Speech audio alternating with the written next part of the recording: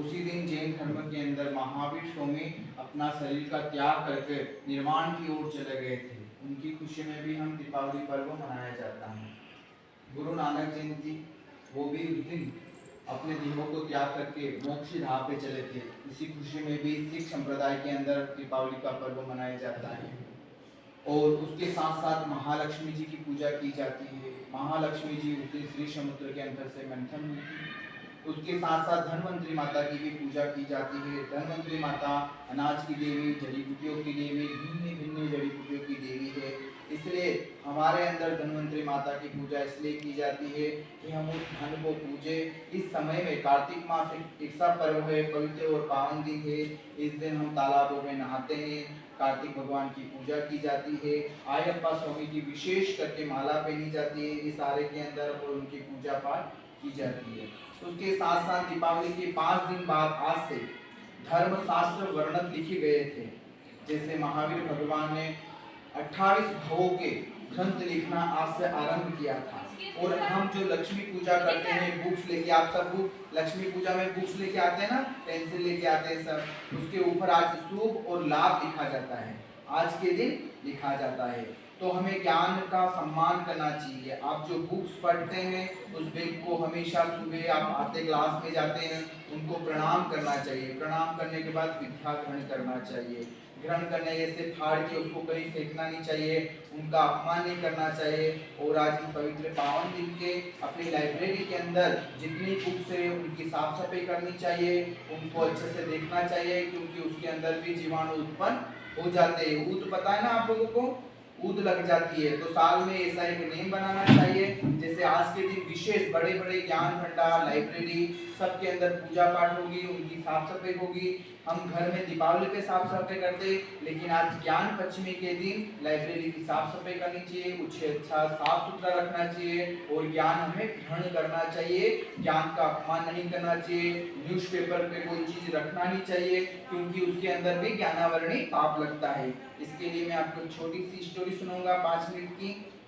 एक राजा था, राजा का एक पुत्र था और पुत्र राजा के पास तो बहुत सारे धन दौलत थे, लेकिन उसको अपने बेटे से बहुत प्यार था। इतना प्यार था कि उसने विद्यालय में कभी अपने पुत्र को भेजा नहीं। लेकिन भेजने की उनकी जो स्वामिनी थी, रानी थी, वो चाहती थी कि मेरा बेटा पढ़ लिख के आगे बने। लेकिन राजा ये नहीं चाहता था कि मेरा बेटा आगे पढ़ लिख कर महान बने। और उसने बोला मेरे पास धन दौलत सब कुछ है, 7 पीढ़ियां खाएगी, मेरे बेटे को विद्यालय जाने की जरूरत क्या है। ऐसे घमंड में थे वो। ऐसे घमंड में रहने के वजह से धीरे धीरे बढ़ते गए, शादी के समानता में आ गए। एक दिन उनकी शादी हो चुकी। शादी होने के बाद आज के जमाने में टेक्नोलॉजी है, फोन है, ये है, उस जमाने में नहीं हुआ करता था। फिर राजा का बेटा शादी होने के बाद अपने ससुराल गया। ससुराल जाने के बाद वहां पे 1 महीना रुका और माँ ने इधर से पिताजी ने लिखा कि बेटा अब तुम्हारी याद आ रही है, आप अपने घर पे लौट जाइए। और खत लिखा डाकिया ने ससुराल में दामाद जी को, उनके ससुराल में उनके बेटे को खत दिया। तो जो दामाद था उसने देख कर रोने लगा उस खत को, इसलिए देख के रोने लगा। फिर उसके ससुर जी ने देखा, वो भी उनको देख के रोने लगे। ऐसे देख के पूरे घर वाले रोने लग गए। फिर बाजू में एक ज्ञानी व्यक्ति गुजर रहे थे, महात्मा संत। उन्होंने पूछा कि भाई क्या कारण है, आप क्यों रो रहे हैं? लगभग तो मैं आपको जानता हूँ, आप सह परिवार यहाँ पे हैं, ऐसी क्या घटना हो गई, क्या आप पे दुख आने लगा तो आप रो रहे हो? फिर उसने पूछा हमको तो पता नहीं। एक भाई से पूछा कि मेरे पिताजी रो रहे था तो मैं रो रही थी, मेरे पिताजी रो रहे थे तो मैं रो रही थी। सबने यही जवाब दिया। पिताजी से पूछा कि आप क्यों रो रहे थे? उन्होंने कहा कि हमारे दामाद जी रो रहे थे इसलिए मैं भी रो रहा था। फिर दामाद जी से पूछा कि दामाद जी आप क्यों रो रहे थे? दामाद जी पूछा तो दामाद जी का जवाब यही था कि मैं आज अपने जीवन में बहुत पश्चाताप कर रहा हूँ।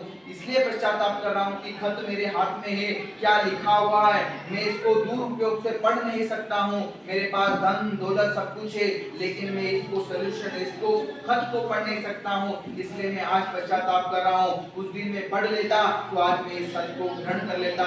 इसलिए हमें ये कहानी इसलिए प्रेरणा देती है कि जीवन के अंदर हमें घमंड, ईगो नहीं रखना चाहिए और हमें पढ़ना चाहिए। ये समय चला जाएगा, कल ये समय वापस नहीं आएगा। अध्यापक को हमें आदर सत्कार करना चाहिए, उनका सम्मान करना चाहिए, अपनी बुक्स का हमें सम्मान करना चाहिए, अच्छे से संभाल के रखना चाहिए। नेक्स्ट और किसी और के काम में आ जाए ऐसे हमें सोच रखनी चाहिए। ज्ञानावरणी को कभी हमें बेचना नहीं चाहिए, बुक्स कभी बेचना नहीं चाहिए, उसका सम्मान करना चाहिए, सत्कार करना चाहिए और अध्यापकों को हमें सम्मान और सत्कार करना चाहिए। यहाँ पे अपनी वाणी को प्रणाम देता हूँ और मेरे हाथ में